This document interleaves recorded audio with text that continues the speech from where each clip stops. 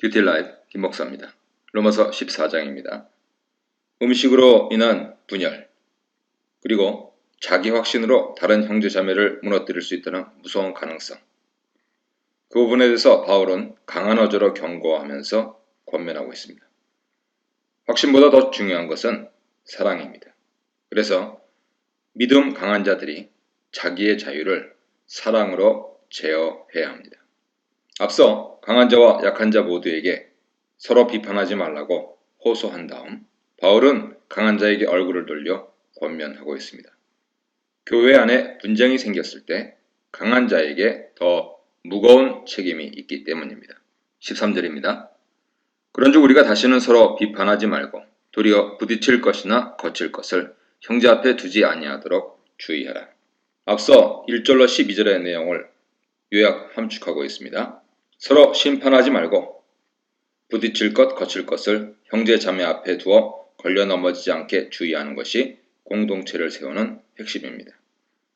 자유를 행사하는 과정에서 자유를 행사하지 않을 자유에 대해 암시하고 있습니다. 강한 자가 흔히 빠질 수 있는 위험은 약한 자를 멸시하는 것이죠. 그래서 그들도 그렇게 불렀던 것 같습니다. 그는 전통주의자 앞에서 자신의 자유를 자랑하는 행동을 할 수 있기 때문이죠. 하지만 이것으로 인해서 연약한 형제가 죄에 빠지게 된다면 안 된답니다. 예수님도 형제 중 하나라도 넘어지게 해서는 안 된다고 경계하신 적이 있습니다. 마가복음 9장 42절을 참조하십시오. 내가 주 예수 안에서 알고 확신하노니 무엇이든지 스스로 속된 것이 없을 때 다만 속되게 여기는 그 사람에게나 속되니라. 만일 음식으로 말미암아 내 형제가 근심하게 되면 이는 내가 사랑으로 행하지 아니함이라. 그리스도께서 대신하여 죽으신 형제를 내 음식으로 망하게 하지 말라. 그러므로 너희의 선한 것이 비방을 받지 않게 하라. 부활하신 주님 권위에 어필하면서 음식 자체가 부정한 것은 없다는 것을 확인하고 있습니다. 마가복음 7장 15절에서 예수님 말씀이 기억나고요. 사도행전 10장 9절 이하에서 베드로에게 주신 계시도 기억납니다. 결국 음식을 대하는 사람 태도에 따라서 그 음식이 그 사람에게 부정해지기도 한다는 것이고, 그리고 그렇지 않기도 하는 것입니다. 더 중요한 것은 음식 문제로 그리스도 안에서 형제 자매된 사람들의 신앙을 훼손하고 그들의 구원까지도, 다시 말해 공동체를 떠나게 만드는 일까지도 하는 행동은 하지 말아야 한다는 것입니다. 만일 강한 자가 음식을 가지고 교회 안에서 불화와 분쟁을 일으키면 불신자들은 선한 복음을 좋지 않은 것으로 보고 교회를 비방하게 될 것입니다. 서로가 자기 확신을 가지고 주장하고 행동할 때 사랑의 동기로 하지 않으면 서로 걸려 넘어지게 하고 상처가 되는 것을 지적하시고 있는 것입니다. 바꿔 말해 배려하는 마음이 없을 때, 바꿔 말해 온유와 겸손의 마음, 에베소서 4장 2절이죠. 그것이 없을 때 공동체는 훼손될 수밖에 없는 것이죠. 공동체 유익을 위해 자기의 자유를 제어하는 것이 온유와 겸손이고 사랑에 근거한 행동인 것입니다. 17절 보겠습니다. 하나님의 나라는 먹는 것과 마시는 것이 아니요 오직 성령 안에 있는 의와 평강과 희락이라. 이로써 그리스도를 섬기는 자는 하나님을 기쁘시게 하며 사람에게도 칭찬을 받느니라. 그리스도 구속 사역을 통해 믿는 자들은 하나님 통치 아래 옮김받았고 하나님 나라 완성을 대망하며 살고 있습니다. 이제 공동체 안에서 서로를 세우는 삶, 즉 성령 안에서 사는 삶, 즉 의와 평강과 희락의 삶을 사는 것이 요청되고 있는 것이죠. 사도는 공동체를 세워나가는 일이 하나님 나라와 관련됐다라고 말합니다. 그리스도인 공동체가 세워지는 것에 하나님 통치가 오기 때문입니다. 성령님 안에서 누리는 의와 평화와 기쁨은 하나님 통치가 임한 공동체의 모습입니다. 공동체 안에서 서로 용납하고 서로에 대한 사랑의 책임을 지는 것, 이것이 의죠. 공동체에 대한 신실함이죠. 믿음이죠. 상호 조화와 복지, 이것이 평화죠.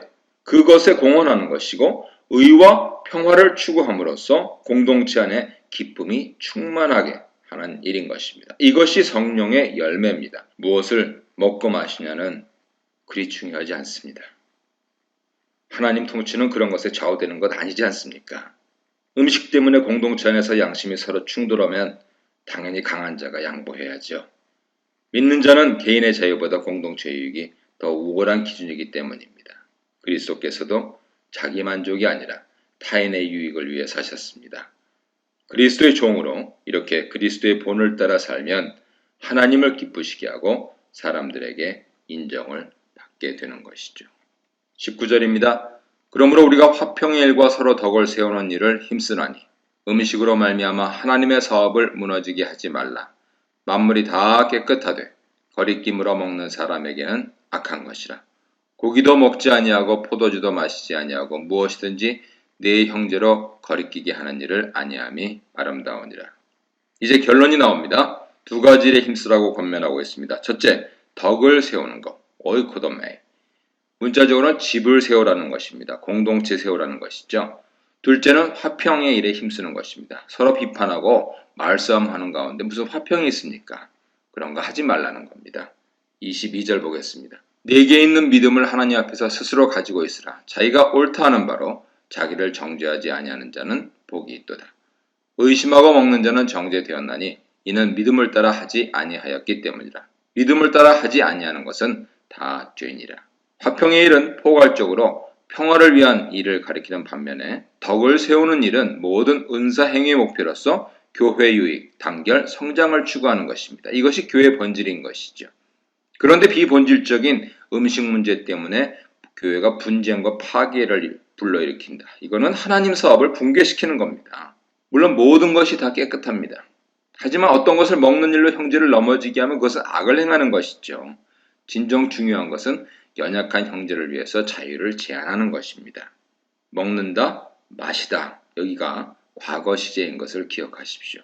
23절에 의심하고 먹는 자. 누굽니까? 다른 사람들 의견에 떠밀려 먹는 사람입니다. 이제 그리스도인이면 확신이 없으면 먹지 마십시오. 금식도 하는데요.